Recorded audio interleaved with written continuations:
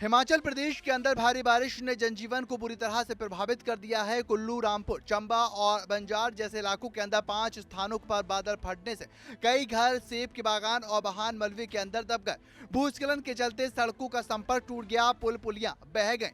बंजार के हिंडवा नाले के पास बाढ़ कारण मछली फार्म, 2 मंदिर और 6 घराट बह गए, जिससे स्थानीय लोगों को भारी नुकसान हुआ। सबसे ज्यादा असर मणिमहेश यात्रा के ऊपर देखा गया, जहां पर हजारों श्रद्धालु फंस गए। चांबा और भरमौर मार्ग के ऊपर कई स्थानों पर भूस्खलन हुआ, जिससे यात्रा पूरी तरह से बाधित हो गई। राष्ट्रीय आपदा मोचन बल की टीमें लगातार रेस्क्यू ऑपरेशन चला रही हैं और अब तक 1400 से अधिक तीर्थ यात्रियों को सुरक्षित निकाला जा चुका। हेलीकॉप्टर की मदद से भी श्रद्धालुओं को सुरक्षित स्थानों तक पहुंचाने की तैयारी की जा रही। मुख्यमंत्री सुखविंदर सिंह सुक्खू ने कहा कि सरकार की प्राथमिकता सभी श्रद्धालुओं को सुरक्षित निकालना है और राहत और पुनर्निर्माण कार्यों को किसी भी तरह से वित्तीय कमी नहीं आने देना। उन्होंने ये भी बताया कि इस आपदा के अंदर अब तक किसी श्रद्धालु की जान नहीं गई, जो राहत की बात है। कनेक्टिविटी और अभी क्या स्थिति है सर? देखिए, पिछले 2 दिन से हिमाचल में भारी बारिश ने मनाली, कांगड़ा और चंबा में बड़ी तबाही मचाई है और बहुत अधिक नुकसान हुआ है। नेशनल हाईवे पूरे के पूरे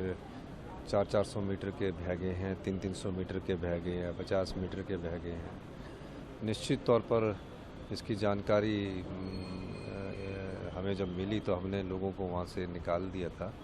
तो मैं ये कह सकता हूँ कि जितना आर्थिक नुकसान हिमाचल प्रदेश को हुआ है, और इसका मुख्य कारण क्लाइमेट चेंज है, और इसमें ग्लोबल वार्मिंग के कारण जो क्लाइमेट चेंज हो रहा है, ये अभी हिमाचल प्रदेश में नुकसान पहुँचाएगा। आने वाले समय में ये जो हिमालय रेंजेस है, चाहे उत्तरांचल है, चाहे कश्मीर है, जम्मू कश्मीर के जो ये है, इस दृष्टि से बड़ा नुकसान हिमाचल प्रदेश को हो रहा है। प्रदेश के अंदर वर्तमान समय में सैकड़ों सड़कें पूरी तरह से बंद हैं, 700 से अधिक ट्रांसफार्मर ठप हैं और 450 से ज्यादा पेयजल योजनाएं काफी ज्यादा प्रभावित हुई।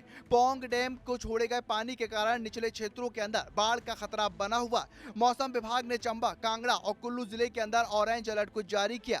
एनडीआरएफ और प्रशासन की टीमें कठिन भौगोलिक परिस्थितियों के अंदर लगातार राहत कार्य के अंदर जुटी हुई हैं। हिमाचल के अंदर जारी प्राकृतिक आपदा ने जनजीवन पूरी तरह से अस्त व्यस्त करके रख दिया है। राहत और बचाव कार्य काफी तेजी के साथ जारी है, लेकिन मौसम की चुनौती अभी भी बरकरार है। प्रशासन, एनडीआरएफ और स्थानीय लोग मिलकर स्थिति को संभालने में जुटे हुए हैं। फिलहाल जरूरत है कि सतर्कता और सहयोग की, ताकि हर जिंदगी सुरक्षित रह सके और उसको बाहर निकाला जा सके। हिमाचल प्रदेश में कुदरत का कहर लगातार जारी है। बादल फटने से कई जगह लोगों का जनजीवन अस्त व्यस्त हो गया है। सड़कें टूट गई हैं, पुल भी कई क्षतिग्रस्त हो गए हैं। लोग अपने घरों से निकलने में भी डर रहे हैं। लगातार पहाड़ों से मलबा भी हिमाचल को डरा रहा है। लोग डर की साए में जीने को मजबूर हैं। इसी बीच मुख्यमंत्री सुखविंदर सिंह सुक्खू भी हालातों का जायजा ले रहे हैं और अपनी कड़े निर्देश भी जारी किए हैं। मुख्यमंत्री की ओर से लगातार राहत कार्य सुचारू रूप से चलाने के निर्देश भी दिए गए हैं। अब देखना होगा कि हिमाचल प्रदेश के लोगों को कब इस कुदरत की मार से राहत मिलती है और कब तक उनका जनजीवन सामान्य हो पाता है।